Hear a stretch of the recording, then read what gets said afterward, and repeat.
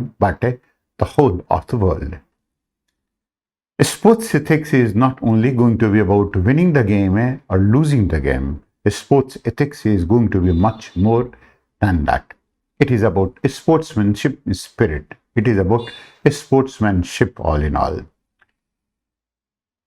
Sports ethics is a component associated with it. There has been a story which has been doing rounds and many rounds by now. Now, this scene that you're going to see is the final of the men's high jump at the Tokyo Olympics. It was by Italy's Gennaro Tamberi who was facing Qatar's Mutaz Essa Barshim, and both of them were in the final. Both of them have jumped 2.357 meters and were on a par. Olympic officials gave them 3 more attempts to each one of them, but they were unable to reach more than 2.37 meters. One more attempt was given to both of them, but Tamberi withdrew from the last attempt due to a serious leg injury in this case.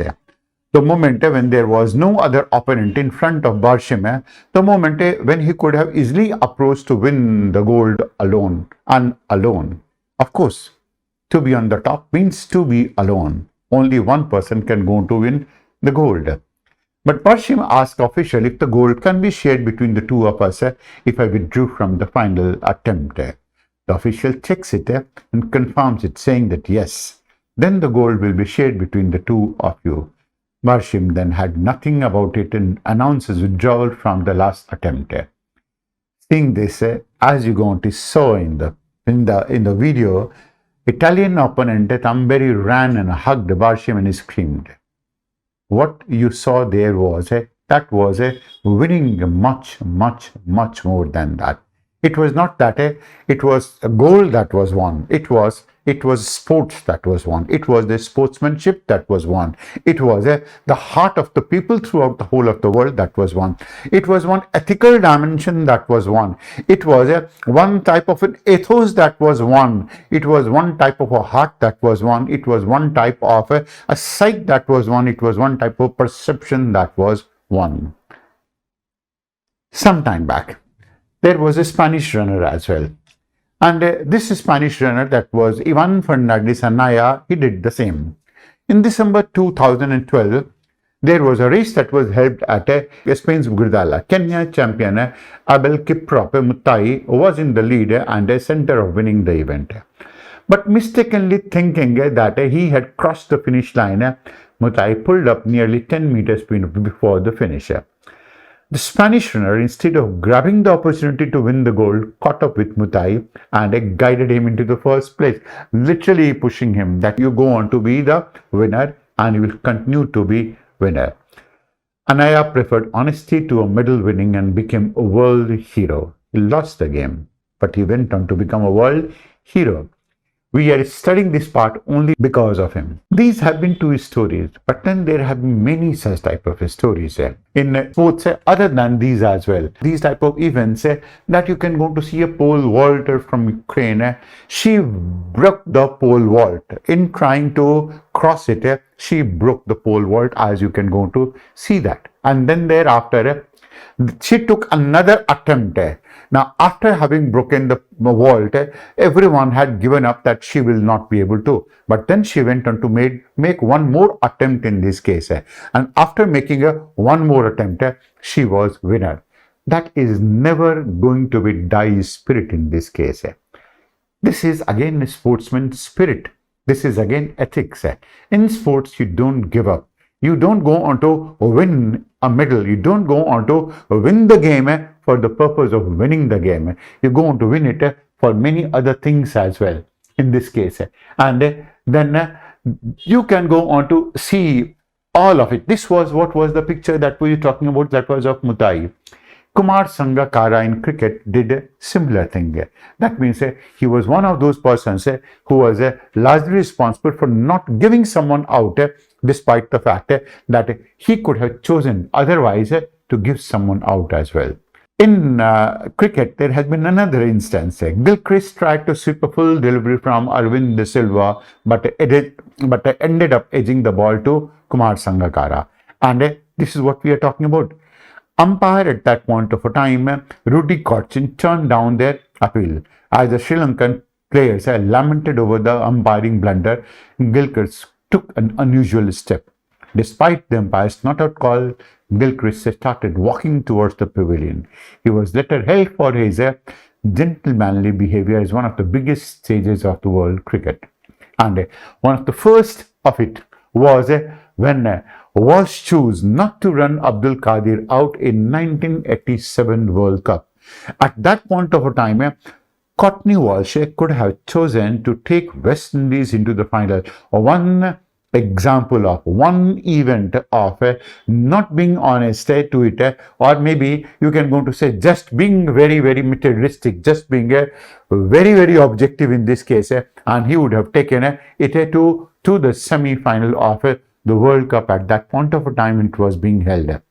He chose to point it out to Abdul Qadir, see, you are making mistake and you can go to run out. You can be run out for that purpose. And ultimately, Abdul Qadir hit him for some runs, and he was the one person who was able to take it forward. Welcome to the world of a sports spirit and a sportsmanship. This is what we are talking about. Sportsmanship is not only about winning. Sports is much more than that. Sports helps an individual much more than in the physical aspects alone. It builds character. It helps build team spirit. It teaches and develops strategic thinking. It teaches and develops analytical thinking, leadership skills, goal setting, and risk taking, and all loaded with virtue of doing it in the most fair manner possible. It's not politics. That is, everything unfair is going to be working in politics. Sportsmanship mainly refers to virtues such as fairness, self-control over yourself, courage to show that you are the best in this case, persistence to keep on repeating, being honest, not that you can go to choose to be honest one point of a time and dishonest at another point of a time, and has been associated with interpersonal concepts of treating others and being treated fairly, maintaining good amount of self-control in dealing with the others, and respect the authority and the opponents. It is about respecting the process of winning the game rather than only winning the game in this case. Sportsmanship is also looked at being the way one reacts to the sports, to the game, or to the player. This spirit lies in the four pillars of sports, which is being and maintained in all the good form. That is to win in all equity and fairness. It is these traits that should be followed by the player to show true sportsmanship, but sometimes conflicts may go on to occur and the player wants to win the game much more desperately, and who knows it better than the cricket lovers of India, what all England and Australia keep on doing it. And some time back in 1977-78 it was Pakistan. In 1980-81 it was again Pakistan who did it, who played with not 11 players, who played with 13 players all in all. But then sportsmanship is not only about winning. Sportsmanship is going to be much more than that.